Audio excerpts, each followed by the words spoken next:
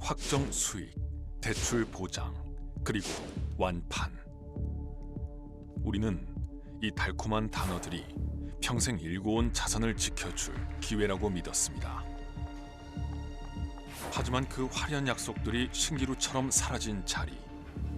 이제는 뜬 눈으로 밤을 지새우며 깊은 한탄을 거듭하고 있습니다. 저 같은 경우는 사기를 당한 거예요. 스트레스 받아가지고 이암까지 와가지고 내가 수술을 했는데 사기를 쳐도 이렇게 사기치고. 우리의 절규는 단순히 투자 실패에 대한 후회가 아닙니다. 0.1초 차이로 운명이 결정된다며 입금 연습을 시켰던 초치기. 지식산업센터의 높은 수익률을 앞세워 불법 대출을 부추겼던 교묘한 속임수. 심지어 온라인 가짜 사이트까지 동원해 우리의 개인정보를 낚아챘습니다. 사기에 덫에서 빠져나오기 위해 법의 문을 두드렸지만 현실은 더 차갑기만 합니다. 증거 불충분이라는 방패 뒤에 숨어 시행사와 책임자들은 법망을 빠져나가고 끝이 보이지 않는 법정 공방 속에 일상이 무너져 내리고 있습니다. 그냥 정신을 오락가락하게 만들어서 일과를 못 봐요. 밥도 제대로 못 먹고 일상생활이 불가능한 지경이 있어요. 누가, 무엇이 우리를 이 지옥으로 밀어넣었을까요?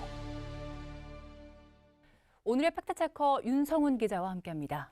윤 기자, 최근 분양시장을 둘러싸고 잡음이 계속되고 있는데요. 계약 과정에서부터 분양 이후까지 곳곳에서 피해를 호소하고 있다고요? 네, 취재 결과 개인의 투자 책임이라고만 보기에는 분양 과정 자체에 문제가 있는 경우가 많았습니다. 위험은 축소시키고 수익은 과장하는 공통 패턴을 발견할 수 있었는데요. 분양시장에서 벌어지고 있는 대표적인 피해 유형들을 하나씩 살펴봤습니다. 인천지방법원 북부 지원이 들어설 예정인 인천 검단 신도시. 근처에는 대형 건물들이 들어서며 법조타운의 모습이 갖춰지고 있지만 유독 한 건물은 1층과 2층 상가가 텅 비어 있습니다. 수분양자들이 시행사와 공방을 벌이고 있기 때문입니다. 이곳 상가를 분양받은 이들은 노후 대비나 생업을 위해 평생 모은 자산을 투자했지만 지금은 감당하기 어려운 빚만 떠안게 됐다며 분통을 터뜨립니다. 내가 지금 안 걸린 사람이에요. 스트레스 받아가지고 이암까지 와가지고 내가 수술을 했는데 문제는 분양 방식이었습니다. 지난 2021년 분양 당시 계약금을 먼저 입금하는 순서대로 좋은 상가 호실을 배정받을 수 있다고 홍보됐다는 겁니다. 이른바 초치기 분양입니다. 초치기 분양은 정해진 시간에 맞춰 누가 더 빨리 입금하느냐 그 선착순 순서로 호실 당락을 결정짓는 방식입니다. 수분양자들은 0.1초 차이로 당락이 갈린다는 말에 입금 연습까지 했다고 회상합니다. 초치기가 되게 쉽지가 않거든요. 10시 00초에 한다는 게. 그래서 다들 연습을 계속 시켰던 거예요. 그러면 은행 창구에 가서 직원분한테 부탁을 하세요. 이런 방법까지 다 철저하게 알려주셨어요. 하지만 수분양자들은 이 경쟁 자체가 서둘러 계약을 하도록 유인한 장치였다고 주장합니다. 결과적으로 약속받았던 정문 인근이나 코너 상가를 배정받지 못했다는 겁니다. 오히려 좋은 위치의 상가는 여러 호실을 분양받은 일부 투자자들에게 돌아갔다는 게 이들의 주장입니다. 일종의 전략적으로 그냥 분양을 완판시키려고 한 방법으로밖에 인지가 안 되거든요. 지금에 와서 생각을 해보면. 10평 남짓한 상가 분양가가 10억 원에 달하지만 분양 당시 설명과 실제 건물 상태가 크게 다르다는 주장도 나옵니다. 문을 열어놓고 장사를 하게 되면 여기 전봇대와 맞물려서 통행 자체가 불가능한 상황이에요. 수분양자들은 뒤늦게 시행사의 초치기 분양 방식 자체가 위법일 가능성이 있다는 걸 알게 됐습니다. 현행 건축물 분양법은 상가를 분양할 때 공개 모집과 공개 추첨을 통해 수분양자를 선정하도록 규정하고 있기 때문입니다. 원래는 이제 공개 모집의 방식으로 공개 추첨을 통해서 수분양자를 선정해야 되는데 이건 이제 건축물 분양 과정에서 투명성과 공정성을 좀 기하기 위한 조치입니다. 이 건물 같은 경우에도 건축물 분양법 위반 소지가 다분하다라고 보입니다. 취재진은 시행사 측의 입장을 물었지만 소송이 진행 중인 사안이라며 구체적인 답변을 내놓지 않았습니다. 경찰은 시행사 법인 등을 건축물 분양법 위반 혐의로 송치했지만 검찰은 불기소 처분을 내렸습니다. 현재는 항고 끝에 재기수사 명령이 내려진 상태입니다. 함께 진행되고 있는 민사소송 역시 쉽지 않은 상황입니다. 1심 재판부는 계약이 정당하게 체결됐다는 이유로 수분양자의 주장을 받아들이지 않았습니다. 형사와 민사 모두 쉽지 않은 싸움이 이어지면서 투자자들의 삶도 흔들리고 있습니다. 진짜 내가 죽어야지 여기가 해결이 되냐? 그렇게 얘기하시는 분들도 계시고 죽기 힘들어서 죽을 수 없어서 그냥 사는 상황? 네, 초치기 분양이 그야말로 초를 다투는 분양이라는 건데 투자를 할 때 사실 수익률이나 입지 같은 거 꼼꼼하게 따져봐야 되는데 시간에 쫓기다 보니까 굉장히 위험해 보입니다. 그런데 이런 기만적인 행태가 비단 일반 상가에만 국한된 게 아니라면서요? 네, 최근 안정적인 투자처로 각광받던 지식산업센터 분양시장에서도 비슷한 피해 사례가 잇따르고 있습니다. 고수익 임대와 정부 지원 대출, 세제 혜택까지 내세우며 투자자들을 끌어들인 방식입니다. 그러나 실제로는 지식산업센터가 기업 입주를 전제로 한 산업시설이라는 점을 제대로 설명하지 않은 경우가 많습니다. 네. 정부 지원이나 세제 혜택 같은 달콤한 말 뒤에 숨겨진 조건이 있었다는 거네요. 네, 적은 돈으로 큰 수익을 올릴 수 있다는 홍보가 어떻게 투자자들을 빚의 늪으로 빠져들게 했는지 그 실체를 추적해봤습니다. 10%의 현금으로 정부 지원 대출 90%를 받아 연 30%가 넘는 수익을 올릴 수 있다. 경기도 구리시에 위치한 지식산업센터에서 분양 당시 내세웠던 홍보 문구입니다. 산업센터는 정부에서 네. 분양 80%까지 90%까지 저희들이 지원을 해주고 네네. 세제 혜택을 드리고 디지털보다도 투자금액 적게 들어가고 네. 수익률이 높습니다. 선뜻 믿기 힘든 조건이지만 당시 분양 상담 과정에서 제공된 견적서에는 예상 임대 수익률 31.5%라는 수치까지 명시돼 있습니다. 임대 사업이 된다 하니까 월세라도 이제 노후에 일을 못 하니까 월세라도 받아서 좀 살아볼까 해가지고. 하지만 이런 장밋빛 숫자는 투자자들을 끌어들이기 위한 기만에 가까웠다는 것이 수분양자들의 주장입니다. 당초 약속받았던 고비율 대출은 대부분 실행되지 않았고 무엇보다 임대 수익을 기대하기 어려운 구조라는 사실을 뒤늦게 알게 됐기 때문입니다. 지식산업센터는 오피스텔이나 상가처럼 누구에게나 임대를 놓을 수 있는 수익형 부동산이 아니라 제조업이나 정보통신업 등 특정 업종 기업의 입주를 전제로 한 산업시설입니다. 단순 투자라고 생각했던 수분양자들은 채울 수 없는 조건입니다. 마약을 소지한 것이 이거를 갖고 있는 일반인이 가지고 있는 것 자체가 처벌 당하는 거고, 그다음에 이걸 해가지고 등에서 월세를 받은 보다 마약을 흡입한 거하고 똑같은 범죄를 저지르는 거예요. 분양가의 80에서 90%까지 대출이 가능하다고 하고 또 예상 임대 수익률까지 제시를 하고 있기 때문에 속을 수밖에 없을 거라는 생각이 들기도 하는데요. 그런데 이 지식산업센터가 입주 자격 조건이 굉장히 까다로운 걸로 알고 있는데 이런 계약이 어떻게 문제없이 진행될 수 있었습니까? 네, 지식산업센터는 원칙적으로 제조업이나 정보통신업 같은 기업 입주를 전제로 한 산업시설입니다. 그래서 일반 개인이 분양을 받으려면 사업자 자격을 갖춰야 하는데요. 취재 결과 분양 과정에서 사업자가 없는 투자자들에게 허위로 사업자 등록을 만들도록, 다시 말해 페이퍼 컴퍼니를 설립하도록 유도했다는 주장이 공통적으로 나왔습니다. 구리도시공사 등이 시행사로 참여한 지식산업센터 분양 계약을 맺은 박현지 씨. 계약 당시 박 씨는 사업자가 아닌 일반 직장인이었습니다. 그럼에도 분양 계약을 체결하는데 큰 어려움은 없었습니다. 분양 현장에 사업자 등록을 도와주는 세무 대행 부스까지 마련돼 있었기 때문입니다. 부스를 따로 운영을 해가지고 사업자가 없는 분들한테는 사업자 등록을 도와주는 그런 세무서까지 있었고요. 실제로 박 씨가 분양 계약을 체결한 날짜는 2021년 5월 26일. 하지만 입주 자격 요건인 사업자 등록은 그로부터 3주 뒤인 6월 16일에야 이루어졌습니다. 입주 자격을 갖추지 않은 상태에서 분양 계약이 먼저 진행된 셈입니다. 뒤늦게 문제를 인지한 박 씨는 계약 관련 서류들을 다시 확인하다가 의구심을 자아내는 문서를 발견했습니다. 지식산업센터의 입주 업종과 자격 요건에 대해 충분히 설명을 들었고 이에 대해 어떠한 이의도 제기하지 않겠다는 내용의 확약서였습니다. 하지만 박 씨는 해당 서류를 본 기억조차 없다고 주장합니다. 확인 결과 서명 역시 본인의 필체가 아니었습니다. 제가 전혀 듣도 보도 못한 서류들이거든요. 그래서 실제 이 계약서와 이 자필을 보시면 한눈에 보시기에도 다르시겠지만 전혀 다른 분이 이제 제 이름으로 서명을 하신 거예요.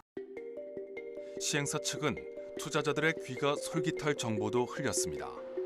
네, 여기 대로변에 스타벅스라든지 올리브영이라든지 그리고 아울렛, 패션 아울렛이 1, 2층이나 지하에 입점할 거였다라고 설명을 해주셨었어요.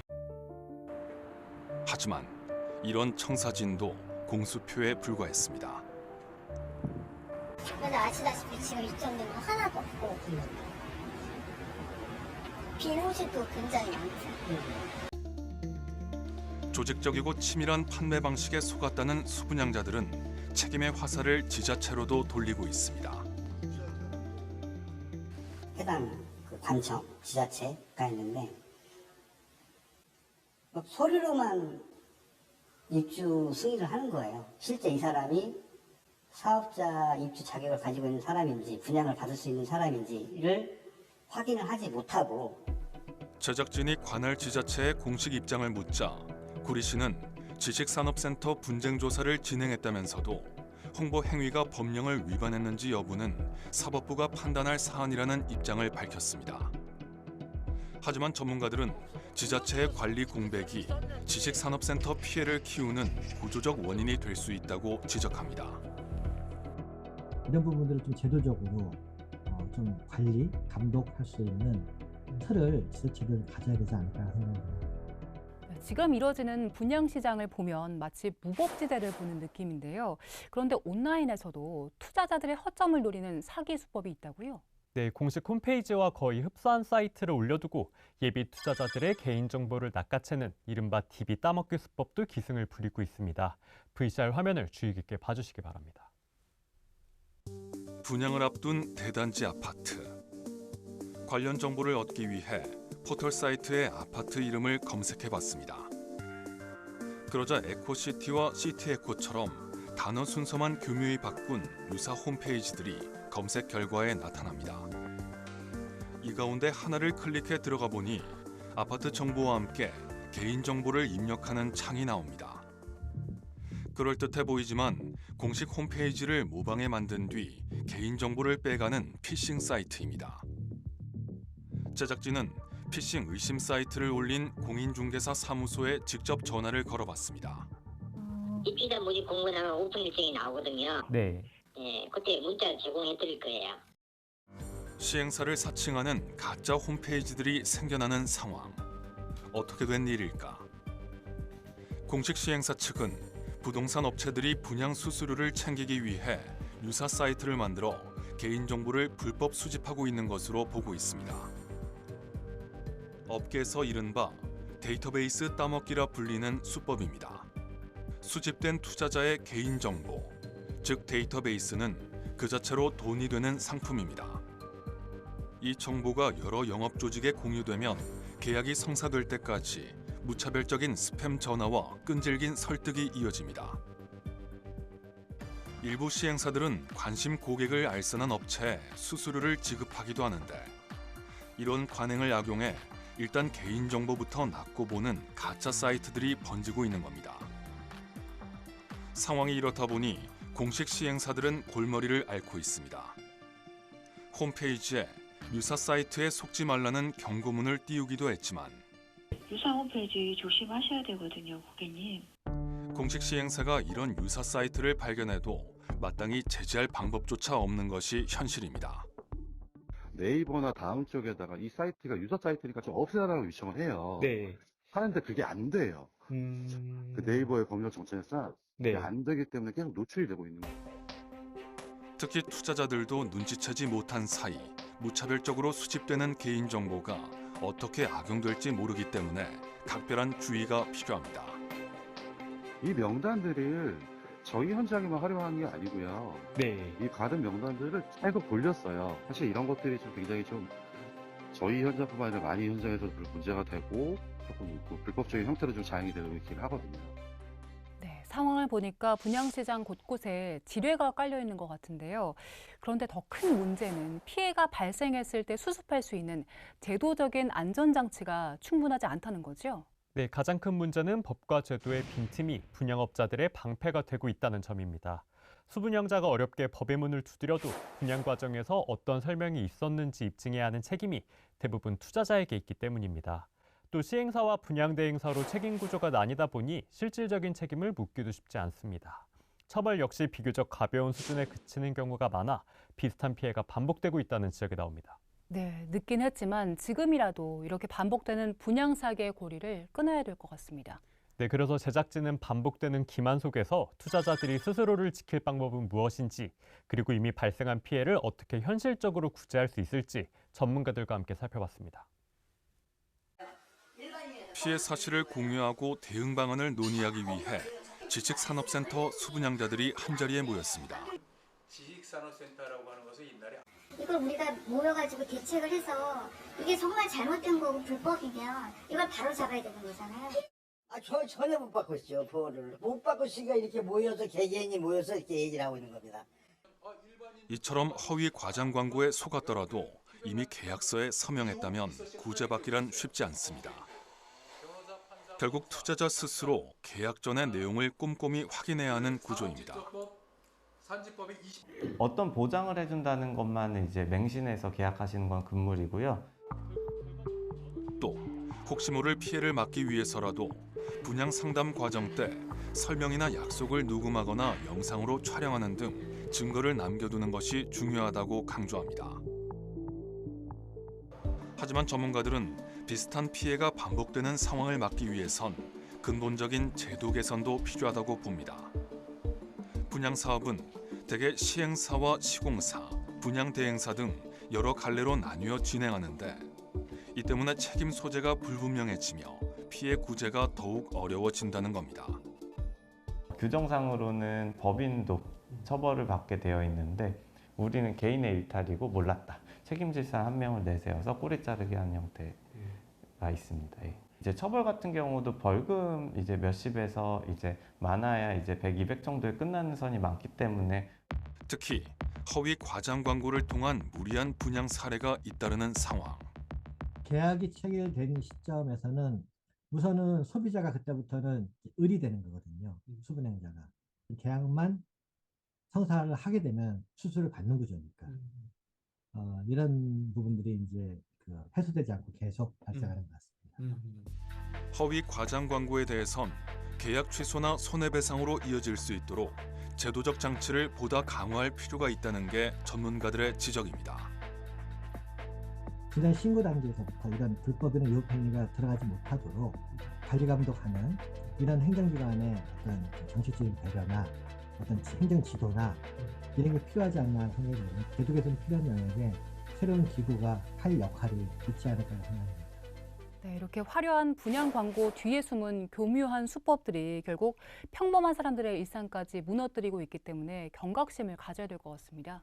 초치기 경쟁이나 허위 사업자 등록처럼 분양을 서두르게 만들거나 자격을 형식적으로 맞추는 방식들이 여전히 시장 곳곳에서 반복되고 있습니다.